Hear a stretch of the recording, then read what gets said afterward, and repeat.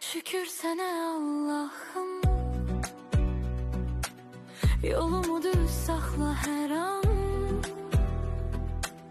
Qəlbim yorulsa da bəzən sən verirsən mənə güman. Bir addım atıram, yenə sınaq çıxır. Dünya bəzən gülür, bəzən də yandırır.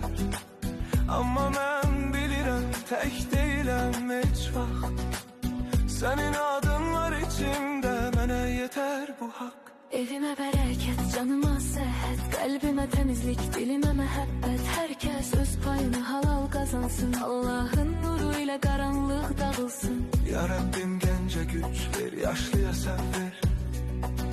Qəmli olan ürəklərə biraz rahatlıq ver. Kim yorulub, kim ağlayıb, kim tək qalıbsa, sən çatdı köməyini,